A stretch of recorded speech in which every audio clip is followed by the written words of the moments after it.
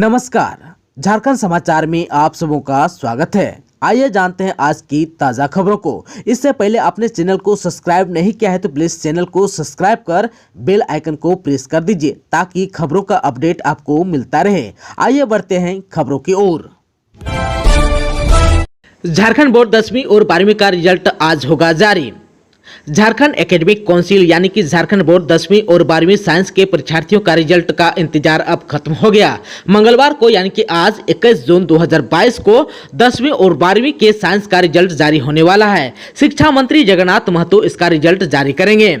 आप सबको बता दें कि 24 मार्च से 20 अप्रैल 2022 तक 10वीं बोर्ड की परीक्षा आयोजित हुई थी। वहीं इंटर की परीक्षा का आयोजन 24 मार्च से 25 अप्रैल 2022 के बीच हुई थी। राज्य में मैट्रिक की परीक्षा में 3,99,010 और इंटर साइंस में करीब 1.25 लाख परीक्षार्थी परीक्षा में शामिल हुए थे। इस परीक्षा के तहत मैट्रिक के लिए 1256 और इंटर के लिए 680 केंद्र बनाए गए थे। इस तरह से देखा जाए तो 10वीं बोर्ड और इंटर साइंस में करीब 5 लाख परीक्षार्थी परीक्षा में शामिल हुए थे। आप सबको बता दूं कि मैट्रिक और इंटर साइंस के परीक्षार्थी जैक के आधिकारिक वेबसाइट पर अपना रिजल्ट देख सकते हैं। आपको सबसे पहले बोर्ड की आधिकारिक वेबसाइट www.jackresult.com पर जाएं। इसके अलावा jack.jharkhand.gov.in पर भी जाकर इसके होम पेज पर जा सकते हैं। इसके बाद जैक 10th रिजल्ट 2022 या जैक 12th रिजल्ट 2022 के लिंक पर जाकर क्लिक करेंगे। इसके क्लिक करते ही आपसे आपका रोल नंबर और रोल कोड मांगा जाएगा। इससे सबमिट करते ही अपना आप रिजल्ट देख सकते हैं। झारखंड के सरकारी स्कूलों में तीसरी बार बदला पोशाक का रंग। इसी सत्र से हरी पोशाक पहनेंगे स्टूडेंट। झारखंड सरकार सरकारी स्कूल के बच्चों की पोशाक का रंग बदलेगी। शिक्षा मंत्री जगन्नाथ महतो के निर्देश पर पोशाक के रंग में बदलाव किया गया है। झारखंड शिक्षा परियोजना द्वारा इस संबंध में प्रस्ताव तैयार कर शिक्षा मंत्री को भेजा गया था। शिक्षा मंत्री ने सहमति दे दी है। साथ ही पोशाक का रंग भी तय कर दिया गया है। अब कक्षा 1 से 5 और 6 से 12वीं तक के विद्यार्थियों की पोशाक का रंग और डिजाइन अब अलग अलग होगा। अब तक सभी कक्षाओं के बच्चों की पोशाक का रंग एक ही होता था। आप सबको बता दूं कि नई शैक्षणिक सत्र से बच्चों को बदले हुए रंग के अनुरूप पोशाक दी जाएगी। राज्य के स्कूलों में कक्षा 1 से 5 तक के छात्रों को नेवी ब्लू रंग का पैंट और गुलाबी रंग का शर्ट दिया जाएगा। बच्चों के टाई का रंग भी नेवी ब्लू होगा। वहीं छात्राओं को नेवी ब्लू रंग का स्कर्ट एवं गुलाबी रंग का शर्ट दिया जाएगा। वहीं कक्षा 6 से 12वीं तक के छात्रों का पैंट हरा और शर्ट सफेद व हरा रंग का होगा। छात्राओं का सलवार हरा व सूट सफेद व हरा एवं दुपट्टा हरे रंग का होगा। अमेरिका जाने से पहले झारखंड की चयनित महिला हॉकी खिलाड़ियों का सीएम हेमंत सोरेन ने बढ़ाया हौसला। सीएम हेमंत सोरेन ने कहा कि यह हम सभी के लिए गौरव की बात है कि हमारे राज्य की बच्चियां खेल की दुनिया में बहुत तेजी से आगे बढ़ रही है। वे अपने प्रदर्शन से राज्य और देश का नाम भी रोशन कर रही है। हमें अपने खिलाड़ियों पर नाज है। ये बातें उन्होंने सोमवार को शिष्टाचार मुलाकात करने आई महिला हॉकी खिलाड़ियों से बातचीत के क्रम में कही। हॉकी की प्रतिभावान बच्चियों का चयन अमेरिका में आयोजित होने वाले 3 सप्ताह के खेल और सांस्कृतिक आदान प्रदान कार्यक्रम के लिए हुआ है। मुख्यमंत्री ने 5 हॉकी खिलाड़ियों को शुभकामनाएं देते हुए भविष्य में बेहतर प्रदर्शन करने की उम्मीद भी जताई है। मुख्यमंत्री ने कहा कि राज्य सरकार खेल और खिलाड़ियों के विकास के लिए प्रतिबद्ध है। इस सिलसिले में कई योजना भी शुरू की गई है। प्रतिभावान खिलाड़ियों की पहचान और उनके हुनर को निखारने के लिए विशेष पहल भी की जा रही है। खिलाड़ियों के उत्तम कोटि के प्रशिक्षण की व्यवस्था की जा रही है। विशेषकर हॉकी और फुटबॉल जैसे खेलों में ग्रामीण इलाकों से निकलने वाले खिलाड़ियों को आगे बढ़ने का मौका मिलेगा। उन्हें विभिन्न प्रतियोगिता में भागीदारी करने का मौका मिले, इसके लिए हर संभव कदम उठाए जा रहे हैं। खिलाड़ियों की जो भी जरूरत होगी उसे पूरा भी किया जाएगा। हमारी कोशिश है कि खेल की दुनिया में झारखंड एक शक्ति के रूप में उभरे और देश दुनिया में एक अलग पहचान बनाए।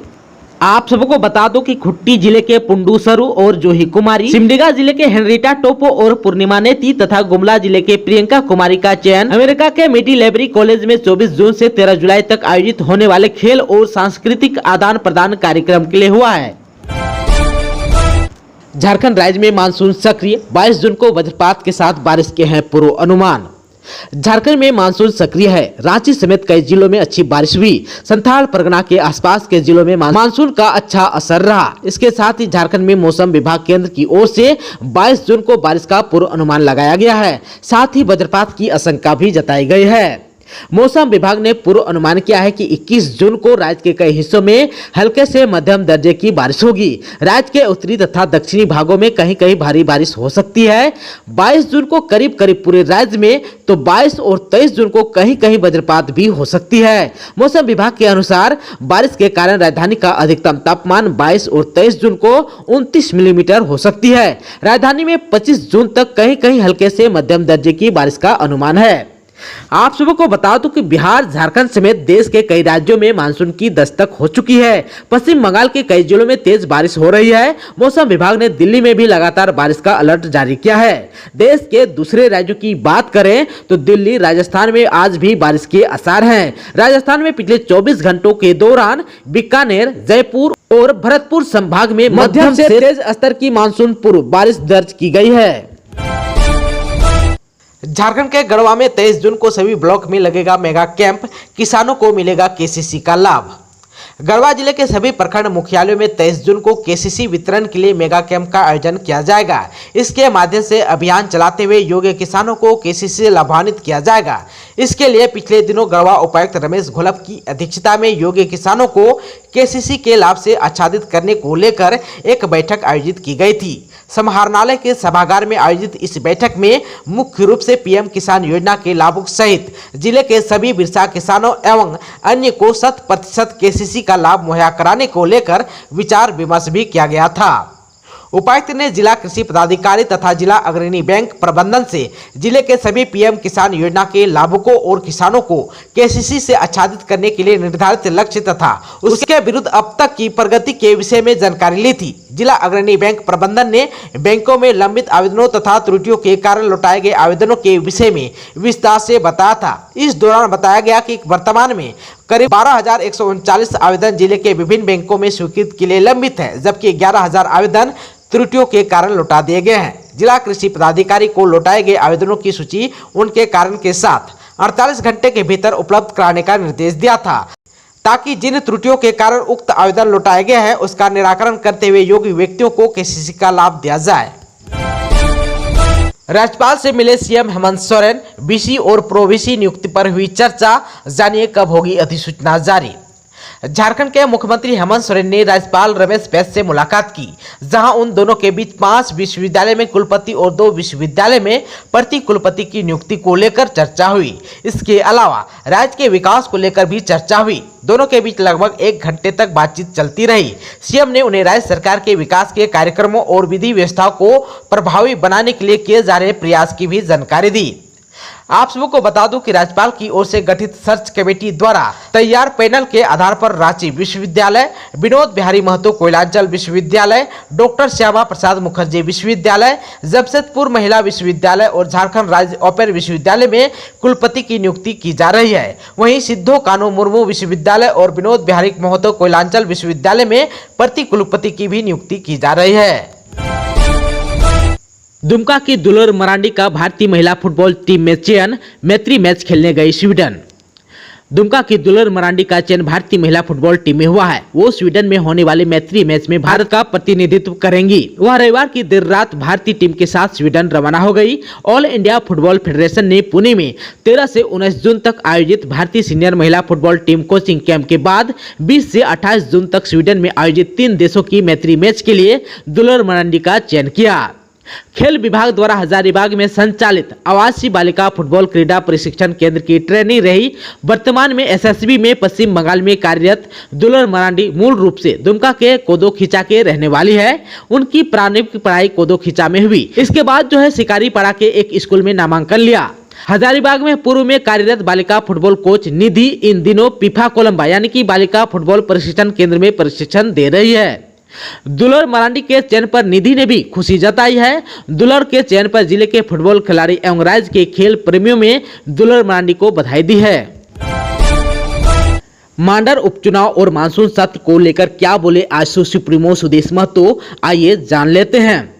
आजसू सुप्रीमो सुदेश महतो आजसू कार्यकर्ता सम्मेलन में भाग लेने जामताड़ा पहुंचे। इस दौरान उन्होंने पत्रकारों से बातचीत की। उन्होंने कहा कि अग्निपथ योजना में बदलाव की जरूरत है। लंबे समय से भारत के नौजवानों को सरकारी नौकरी नसीब नहीं हुई है। भारत सरकार ने एक नई पहल की है। अग्निपथ योजना के कारण देश में एक नई स्थिति उत्पन्न हुई है। इसमें संशोधन की आवश्यकता है।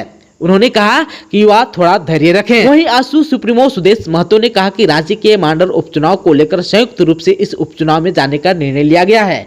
राज्य में 2 साल के शासन में जो आश्वासन मिला, ये इस चुनाव में मुद्दे होंगे। 2 साल के कुशासन को देखकर मतदाता मांडर में मतदान करेंगे तो परिणाम उस रूप देखने को मिलेगा। वहीं आगामी जुलाई माह में होने वाले मानसून सत्र को लेकर आजसू सुप्रीमो सुदेश महतो ने कहा कि सत्र विधानसभा अध्यक्ष पर निर्भर करता है कि सत्र कैसे चले। इस मौके पर पूर्व मंत्री उमाकांत रजक, आजसू केंद्रीय सचिव तरुण कुमार गुप्ता, माधव चंद्र महतो आदि नेता उपस्थित थे। अग्निपथ योजना के विरोध में भारत बंद का गुमला में नहीं दिखा असर, डंडा लेकर सड़क पर उतरी एसपी। केंद्र सरकार की अग्निपथ योजना के विरोध में आहूत भारत बंद को गुमला में कोई असर नहीं देखा गया। जिले के सभी 12 प्रखंडों में दुकानें खुली रही, वाहनों का परिचालन हुआ, सिर्फ स्कूल बंद रहा। पुलिस गश्ती करते नजर आई। गुमला एसपी डॉक्टर एहतसाम वाकरीब और सदर थाना मनोज कुमार खुद डंडा लेकर सड़क पर उतरी, शहर की सड़कों पर गश्ती किया। जगह जगह पर पुलिस बल तैनात किया गया। पोकलो रेलवे स्टेशन के समीप और रेलवे पटरी की सुरक्षा को लेकर जगह जगह पुलिस बल तैनात किया गया था। बंद के दौरान कहीं से अप्रिय घटना की सूचना नहीं है। भारत बंद को लेकर झारखंड में कैसा रहा असर, आइए जान लेते हैं। सेना में भर्ती के लिए केंद्र सरकार की अग्निपथ योजना के विरोध में बुलाए गए भारत बंद का झारखंड में आंशिक असर देखा गया। रेलवे स्टेशन, बस स्टैंड और चौक चौराहों पर सुरक्षा के प्रबंध किए गए थे। वैसे दुकानें खुली थी, बाजार भी खुला था, वाहन भी चल रहा था। हालांकि लंबी दूरी की बसें एहतियातन नहीं चल रही थी। पुलिस अलर्ट मोड में था। आप सबको बता दूं कि गिरिडीह में भारत बंद को लेकर पुलिस अलर्ट मोड में था। रेलवे स्टेशन, बस स्टैंड से लेकर तमाम चौक चौराहों पर पुलिस के जवानों की तैनाती की गई थी। हालांकि बंद का कोई खास असर नहीं दिखा। वहीं साहेबगंज में भारत बंद को लेकर सुरक्षा के पुख्ता इंतजाम भी किए गए थे। पुलिस प्रशासन और जिला प्रशासन पूरी तरह से अलर्ट मोड में था। रेलवे स्टेशन, बस स्टैंड, चौक चौराहों, भाजपा विधायक कार्यालय में महिला और पुरुष पुलिस बल की तैनात भी की गई थी। बंद का कोई खास असर नहीं दिखा। वहीं भारत बंद का लोहरदगा जिले में आंशिक प्रभाव देखा गया। लंबी दूरी की यात्री बसों एवं मालवाहक वाहनों का परिचालन नहीं हो रहा था। शहर में सभी गतिविधियां सामान्य थी। बाजार और व्यावसायिक प्रतिष्ठान आम दिनों की तरह खुला था। साप्ताहिक बाजार होने के कारण चहल पहल ज्यादा था। भारत बंद को देखते हुए शहर के चौक चौराहों, रेलवे स्टेशन पर सुरक्षा के व्यापक इंतजाम भी किए गए थे। वहीं सरायकेला खरसावां जिले के सरायकेला जिला मुख्यालय में भारत बंद का बेअसर रहा। दुकान खुली रही, वाहनों का आवागमन सामान्य रहा। थाना प्रभारी मनोहर कुमार के नेतृत्व में फ्लैग मार्च किया गया। थाना प्रभारी ने कहा कि बंद के दौरान उपद्रव करने पर कार्रवाई होगी। भारत बंद को लेकर पलामू जिले में सुरक्षा के पुख्ता इंतजाम भी किए गए थे। पलामू जिले के मेहंदीनगर, छतरपुर और हरिहरगंज में सीआरपीएफ की तैनात की गई थी। अभी तक आपने चैनल को सब्सक्राइब नहीं किया है तो प्लीज चैनल को सब्सक्राइब कर बेल आइकन को प्रेस कर दीजिए ताकि खबरों का अपडेट आपको मिलता रहे। इसके साथ ही आज की खबरों में बस इतना ही। हमें दीजिए इजाजत। नमस्कार।